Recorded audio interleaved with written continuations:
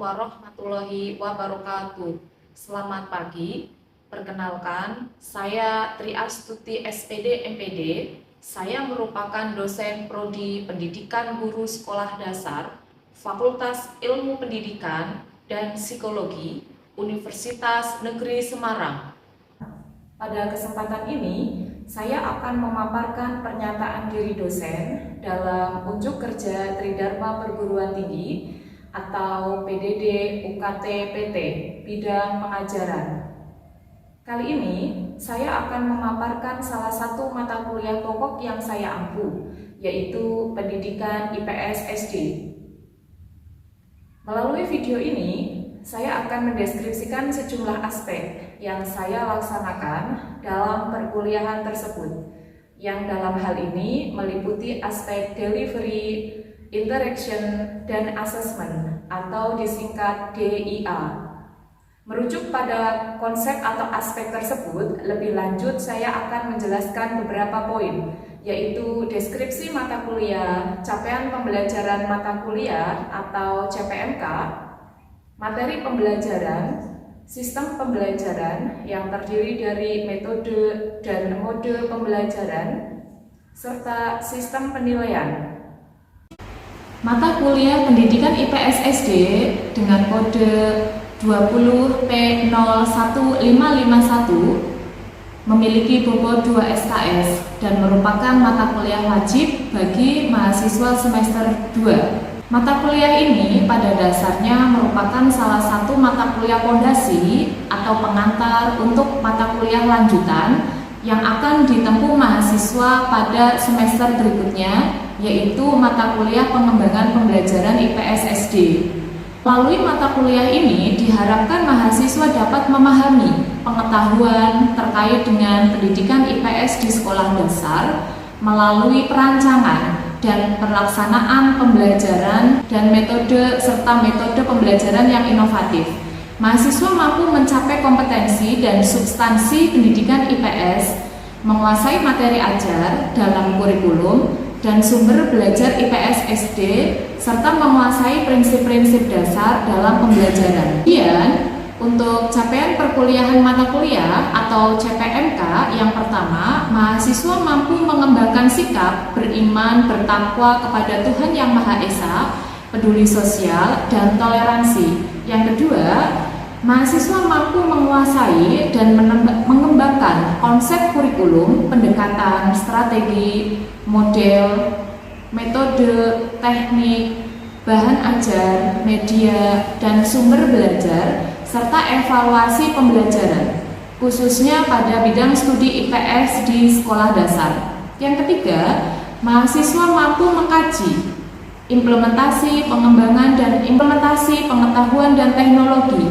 yang memperhatikan dan menerapkan nilai humaniora sesuai dengan keahliannya berdasarkan kaidah, tata cara, dan etika ilmu pengetahuan dan menghasilkan solusi serta kritik sosial. Kemudian siswa terampil menerapkan bidang studi IPS di sekolah dasar melalui perancangan dan perencanaan pembelajaran dengan metode dan model pembelajaran yang inovatif. Selanjutnya, saya akan menjelaskan terkait dengan cakupan materi dan sistem pembelajaran dan metode pembelajaran. Mata kuliah ini atau mata kuliah Pendidikan IPS SD dilaksanakan selama 16 kali pertemuan. Pada pertemuan pertama, materinya adalah kontrak perkuliahan, pengantar tentang pendidikan IPS SD.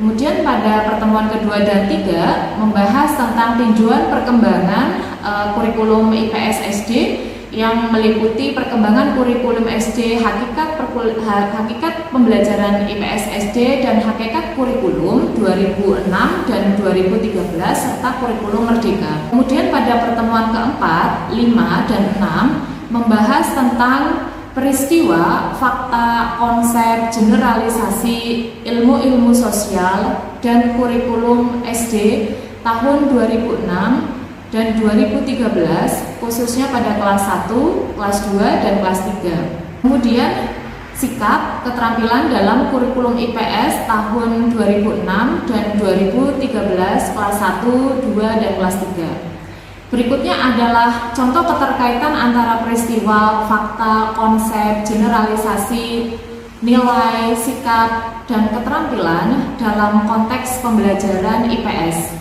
Esensi kurikulum IPS SD tahun 2006 dan 2013 khususnya pada kelas 4, 5, dan 6. Terakhir adalah materi tentang peristiwa, fakta, konsep, generalisasi, ilmu-ilmu sosial dalam kurikulum SD tahun 2006 dan 2013 khususnya pada kelas 4, 5, dan 6. Kemudian pada pertemuan ke-7 membahas tentang nilai dan sikap serta keterampilan dalam kurikulum IPS tahun 2006 dan 2013 khususnya pada kelas 4, 5, dan kelas 6. Kemudian berikutnya pada materi ke-7 atau pertemuan ke-7 adalah tentang contoh peristiwa, fakta, konsep, generalisasi, sikap, dan keterampilan dalam pembelajaran IPS khususnya kelas 4, kelas 5, dan kelas 6. Kemudian pada pertemuan ke-8 dilaksanakan ujian tengah semester atau UTS. Kemudian di pertemuan ke-9 dan pertemuan ke-10 materinya adalah membahas tentang karakteristik, strategi, metode, model, sumber belajar dalam pembelajaran IPS di SD. Kemudian pada pertemuan ke-11 membahas tentang karakteristik pembelajaran IPS di SD. Kemudian pertemuan ke-12 dan pertemuan ke-13 membahas tentang metode dan teknik pembelajaran yang relevan dengan tujuan pembelajaran IPS di SD. Masih pada materi pertemuan ke-12 dan 13 yaitu merancang pembelajaran IPS dengan metode, media, dan sumber belajar sesuai dengan tujuan pembelajaran yang telah ditetapkan dalam pembelajaran IPS. Kemudian pada pertemuan ke-14 membahas tentang penyusunan atau alat evaluasi hasil belajar. Dalam hal ini meliputi aspek kognitif, aspek afektif, dan psikomotor dalam pembelajaran IPS. Dan pada pertemuan ke-15 mahasiswa melakukan kegiatan observasi, melaksanakan tentang evaluasi hasil belajar dan program pembelajaran IPS di SD. Kemudian pada pertemuan ke-16 dilaksanakan ujian akhir semester. Perkuliahan ini dilaksanakan dengan pendekatan secara hybrid. Kemudian pembelajaran ini menerapkan dua metode, yaitu case method dan team based project. Pembelajaran ini dalam hal ini adalah pendidikan IPS SD menerapkan blended learning, yaitu memadukan perkuliahan daring dan luring. Perkuliahan luring dilaksanakan secara tatap muka, secara langsung di dalam kelas. Adapun perkuliahan daring dilakukan secara sinkronus dan asinkronus. Mode perkuliahan secara sinkronus dilaksanakan dengan memanfaatkan video conference seperti aplikasi Zoom. Kemudian untuk mode asinkronus yang dimaksud adalah mahasiswa belajar secara mandiri melalui Learning Management System atau LMS yang dikembangkan oleh Universitas Negeri Semarang, yaitu ELENA. Ketika mahasiswa melaksanakan perkuliahan secara asinkronus, saya telah menyiapkan beberapa aktivitas di dalam ELENA seperti materi, kuis, penugasan, dan forum diskusi di dalam ELENA, dan dapat diakses oleh mahasiswa melalui ELENA. Berikutnya, saya akan menjelaskan terkait dengan sistem penilaian. Pada mata kuliah pendidikan IPS SD ini, ujian tengah semester dan ujian akhir semester berbentuk tes tertulis. Selanjutnya, kuis dilaksanakan pada akhir setiap topik materi. Kuis dilaksanakan juga melalui ELENA. Jadi mahasiswa dalam hal ini bisa mengakses kuis melalui ELENA. Kemudian untuk penugasan atau tagihan mahasiswa secara individu, yaitu mahasiswa menyusun analisis kesesuaian materi IPS SD dengan metode dan mode pembelajaran yang ditetapkan atau diterapkan di SD. Untuk team based project atau tagihan tim atau tagihan kelompok, yaitu mahasiswa diminta untuk melakukan mini riset atau observasi secara sederhana, secara kelompok, yaitu yang pertama tentang pelaksanaan pembelajaran IPS SD dan yang kedua adalah tentang pelaksanaan evaluasi pembelajaran IPS di SD. Yang terakhir mengenai komponen penilaian, terdiri atas aktivitas partisipasi atau partisipatif, dalam hal ini adalah 20%, kemudian hasil proyek 30%, tugas 10%, kuis 5%, ujian tengah semester 15%, dan ujian akhir semester 20%. Lebih lanjut, tentang mata kuliah pendidikan IPS SD ini dapat disimak melalui video rekaman pembelajaran berikut ini. Ini merupakan pembelajaran pertemuan ke-12, yaitu kesesuaian antara metode pembelajaran, model pembelajaran dengan karakteristik materi, serta tujuan pembelajaran IPS SD. Assalamualaikum warahmatullahi wabarakatuh. Waalaikumsalam warahmatullahi wabarakatuh. Sekali ya, sudah pada sarapan belum ini? Sudah. Luar biasa. Apa kabarnya hari ini kalian? Alhamdulillah, luar biasa. Allahu Akbar. Hebat sekali ya, semangat. Kemudian sudah sarapan, tentunya sudah siap ya untuk mengikuti perkuliahan pada pagi hari ini. Namun sebelum perkuliahan pada pagi hari ini dimulai, terlebih dahulu kita berdoa terlebih dulu ya bersama-sama agar pelaksanaan perkuliahan pada pagi hari ini bisa berjalan dengan lancar, kemudian membawa manfaat dan keberkahan untuk kita semua. Sebelum memulai pembelajaran pada hari ini, alangkah baiknya kita berdoa menurut agama dan kepercayaan masing-masing. Berdoa mulai. Sebelum kuliah kita mulai, saya juga akan mengecek kehadiran ya. Amelia, Hadir, Bu. Sofi, ketika saya menyampaikan atau mengatakan kata IPS itu, kira-kira apa yang kalian pikirkan? Jangan langsung disampaikan. Silakan ambil satu lembar kertas dulu. Kemudian kalian tuliskan, ya, dituliskan satu kata yang mendeskripsikan tentang IPS. Ya, silakan. Tag ya. Oke. Sudah ya? Oke.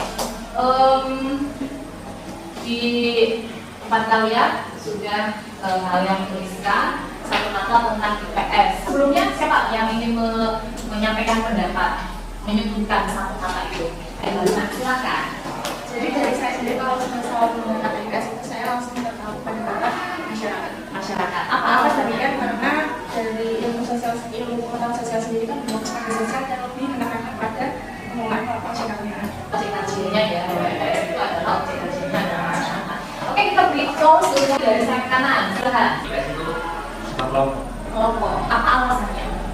dalam materi IPS itu sendiri, interaksi yang terjadi itu saling berhubungan. Ini lebih pada objek kajiannya juga sebenarnya ya, hampir sama dengan Mbak Luna, hanya lebih difokuskan pada interaksi kelompoknya. Dan applause untuk terima kasih, bagus sekali.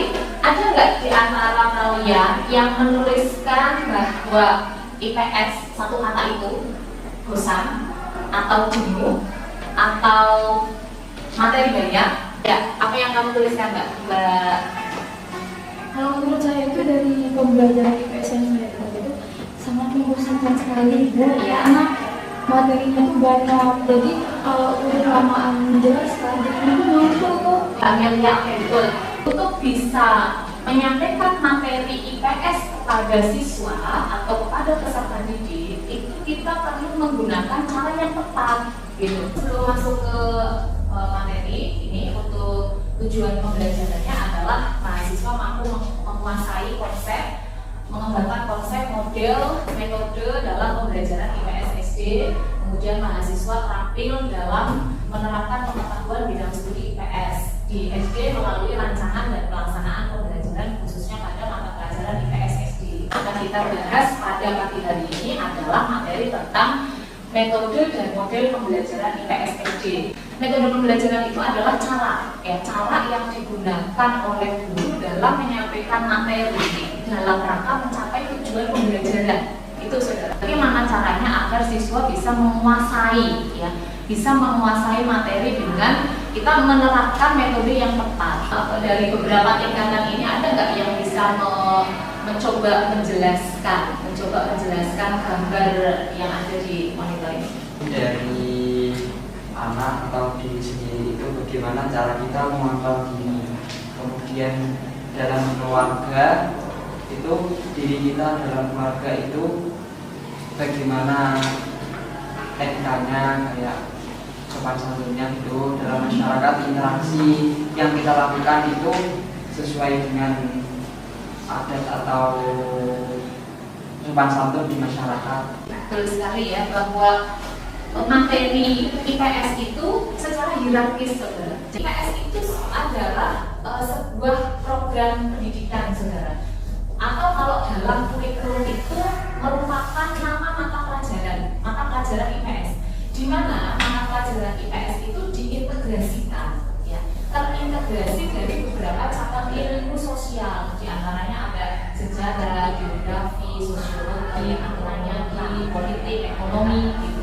Nah, jadi materinya itu kan ada tentang peristiwa proklamasi, itu berarti pada aspek sejarah, luas wilayah Indonesia, geografi, kemudian tentang konsumsi dan produksi, ekonomi, gitu. Jadi terintegrasi dari beberapa disiplin keilmuan, ilmu sosial. Hanya memang masih sederhana karena di SD itu diambil materi-materi yang sederhana yang disesuaikan dengan tingkat perkembangan mereka. Dengan karakteristik materi yang tidak sama, tentu saja sebagai guru atau calon guru itu harus memilih metode pembelajaran yang tepat. Beberapa metode pembelajaran yang digunakan untuk menyampaikan mata pelajaran IPS SD, di antaranya kalau kalian bisa melihat di sini ada gambar apa? Oke, kalau Pak Guru sudah menjelaskan kepada siswa berarti dengan metode ceramah. Ya, coba di gambar ini gambar apa, kira-kira animasi sedang apa, siswa sedang melakukan apa? Diskusi. Ya, jadi ada metode pembelajaran diskusi. Kemudian ini, perhatikan kali ini kira-kira siswa sedang apa nih? Mengangkat tangan tanda bahwa dia itu ingin bertanya, ya, izin permisi untuk bertanya. Tanya jawab itu bisa berlangsung antara siswa dengan guru atau sebaliknya.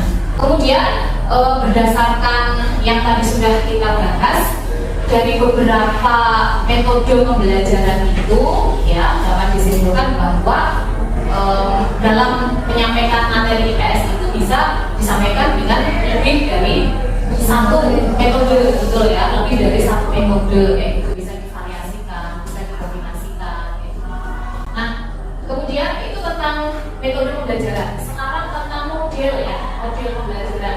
Kira-kira ada nggak yang sudah mendapatkan gambaran, memiliki gambaran, karena semua materi atau bahan ajar itu kan semuanya sudah diupload di Elena ya, yang tentu saja juga kalian sudah mengakses dan sudah membaca.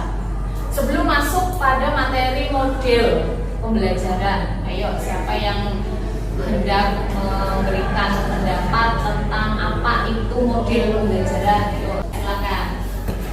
Model tidak cuma sebagai kerangka konseptual yang menggambarkan prosedur yang sistematis dalam mengorganisasikan pengalaman belajar untuk mencapai tujuan belajar. Oke, betul ya. Karena metode itu adalah cara, model itu adalah kerangka konseptualnya. Itu tadi yang disampaikan oleh Tutor. Sehingga untuk mencapai tujuan pembelajaran itu lebih gampang, karena sudah ada langkahnya, kemudian bisa sistematis pembelajarannya. Jadi ada metode ceramah di dalam model pembelajaran berbasis masalah misalnya. Ada metode ceramah di dalam model pembelajaran role playing misalnya. Kemudian secara umum bahwa model pembelajaran itu terdiri dari model pembelajaran kontekstual, kemudian ada model pembelajaran kooperatif dan model pembelajaran berbasis masalah. Misalnya role playing, ya biasanya kan berkelompok ya, misalnya kalau di SD itu ya mungkin antara 4 sampai 5 siswa gitu ya, misalnya bermain peran untuk bagaimana menggambarkan kehidupan masyarakat desa, kehidupan masyarakat kota, misalnya seperti itu ya. Kalau bermain peran itu tidak dilakukan oleh satu orang, artinya berkelompok, berarti di dalam kelompok itu ada kerjasama enggak? Ada ya, ada kerjasama, ada koordinasi gitu kan. Kalau begitu, role playing itu masuk dalam model pembelajaran yang mana? Karena di situ ada unsur kerjasama. Masuk pada cooperative learning. Jadi salah satu contoh dari model pembelajaran cooperative learning itu ada role playing, kemudian ada NHT, kemudian ada CIRC juga ya, dan ada banyak model-model pembelajaran yang lain. Ini cooperative learning. Jadi apa ya, intinya itu kalau kooperatif ya, kooperatif itu kan tentu membutuhkan atau banyak orang gitu kan, terdiri dari satu orang gitu. Jadi di sini tim gitu. Jadi fokusnya pada kerja tim. Kemudian berikutnya ini dari pembelajaran kontekstual, dari ilustrasi ini, kira-kira siapa yuk yang bisa menjelaskan? Saya boleh maju? Ya boleh, silakan. Dari di sini terdapat pembelajaran kontekstual yang dimulai dari sekolahan. Sekolahan melahirkan berbagai pengalaman dari individu, kemudian berlanjut ke kehidupan masyarakat, dan juga dari kontekstual di sini berkaitan dengan konteks dalam hal yang lain dan saling berhubungan. Ya, saling berhubungan antara komponen-komponen dalam pengalaman dari individu, kehidupan masyarakat, dan alam pekerjaan gitu ya. Oke, ada lagi? Oke, cukup? Ya, terima kasih Mas Reza. Luar biasa ya, apa yang tadi disampaikan oleh Mas Reza tentang pembelajaran kontekstual. Jadi disesuaikan dengan konteksnya. Materi itu berkaitan dengan pengalaman kita, ya, pengalaman siswa itu. Ya, seperti yang tadi sudah dipelajari bahwa atau membosankan ya gitu, itu akan lebih tepat misalnya dengan menerapkan model kontekstual. Jadi siswa diminta untuk misalnya melakukan observasi atau pengamatan kecil-kecilan kepada orang tua misalnya. Jadi itu pembelajaran kontekstual. Kemudian kalau pembelajaran berbasis masalah, nah kalau kita lihat dari gambar di sini ada apa? Pemukiman kumuh ya, pemukiman kumuh, kemudian di situ ada faktor sosial budaya, perilaku, kemudian faktor historis, ekonomi. Nah, dan di sini berkaitan dengan beberapa faktor, misalnya faktor historis, misalnya pemukiman itu awalnya kalau dari historis atau sejarahnya itu mungkin bukan pemukiman, tapi mungkin dia tempat misalnya tempat pembuangan akhir misalnya ya, yang sudah lama tidak terpakai, kemudian sekarang digunakan untuk pemukiman bermukim ya, masyarakat yang miskin. Nah ini dari faktor ekonomi, mereka tidak memiliki uang untuk membeli rumah yang layak, akhirnya mereka tinggal di pemukiman kumuh. Yang ini perlu dipecahkan saudara. Bisa mereka yang hidup di permukiman kumuh itu perilakunya seperti apa? Biasanya kalau di tempat atau di pemukiman kumuh itu kriminalitasnya tinggi nggak? Tinggi juga kan, gitu kan?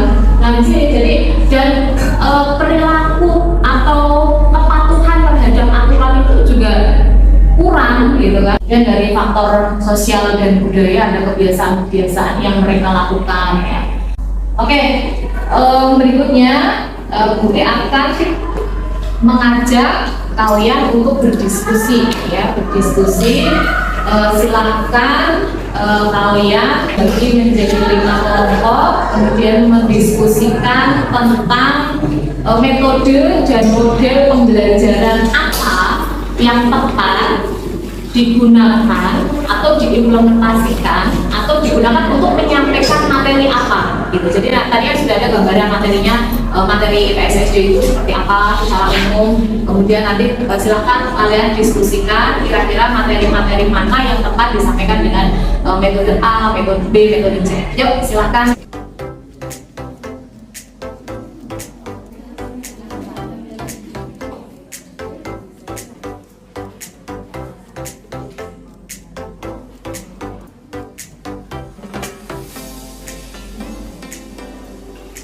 Oke, untuk diskusinya waktu sudah habis ya. Saya meminta perwakilan dari masing-masing kelompok untuk mempresentasikan data untuk memaparkan hasil dari diskusi kelompoknya. Silahkan dimulai dari kelompok 1 ya. Assalamualaikum warahmatullahi wabarakatuh. Waalaikumsalam warahmatullahi wabarakatuh. Perkenalkan, saya Aulia. Di sini saya perwakilan dari kelompok 1. Pemilihan model pembelajaran itu kan harus disesuaikan dengan karakteristik siswa dan juga karakteristik mata pelajaran. Pemilihan model yang tepat akan membantu mempermudah proses dan hasil belajar siswa. Misalnya pada materi pelajaran IPS yaitu kemiskinan, guru dapat menggunakan model PBL atau pembelajaran berbasis masalah. Yang ketiga, model PBL memberikan pengalaman belajar dengan konteks yang nyata, karena siswa akan bekerja pada masalah yang relevan dengan kehidupan serta kontekstual, sehingga siswa akan paham bahwa kemiskinan merupakan masalah yang tepat yang terjadi di kehidupan nyata. Sekian dari saya. Assalamualaikum warahmatullahi wabarakatuh. Waalaikumsalam warahmatullahi wabarakatuh. Ya, terima kasih Alia. Sekarang dulu kita beri kepala. Ya, luar biasa, lengkap, komprehensif, mendalam gitu. Ya, jadi dari apa yang tadi sudah dipresentasikan oleh kelompok 1, 2, 3, 4, dan 5 tentang pembahasannya masing-masing, ini sekaligus simpulan atau merefleksikan ya, refleksi perkuliahan kita pada pagi hari ini mengenai metode dan model pembelajaran. Jadi tadi di kelompok 1 itu tadi menggunakan metode tanya jawab, kemudian di kelompok 4 itu ada metode ceramah namun dikombinasikan dengan metode yang lain, kemudian di kelompok 5 ada penggunaan model pembelajaran PBL, dan di dalam model pembelajaran PBL itu ada beberapa metode pembelajaran, dan kemudian tadi juga ada di kelompok 3 menyampaikan materi ASEAN dengan metode tanya jawab, karena memang karakteristik di materi tersebut memang banyak pertanyaan-pertanyaan yang jawabannya itu adalah jawaban pasti. Artinya apa, saudara, bahwa dalam satu pembelajaran atau satu materi, kita menyampaikan satu pokok bahasan materi itu bisa disampaikan dengan beberapa metode pembelajaran. Di dalam model pembelajaran kita bisa menggunakan beberapa metode. Yang kedua, karakteristik mata pelajaran, karakteristik materi itu tidak sama, ya kan? Jadi karakteristik itu perlu dipahami, gitu ya. Sepertinya sudah mulai capek-capek ya, mungkin bisa berdiri dulu sambil kita melemaskan tangan dan kaki dan berikan senyum kepada temanmu, karena senyum itu adalah ibadah. Silakan beribadah agar dapat pahala. Oke, sudah? Oke ya, silakan duduk kembali agar tetap semangat. Kita tutup dengan tepuk semangat terlebih dahulu ya. Tepuk semangat.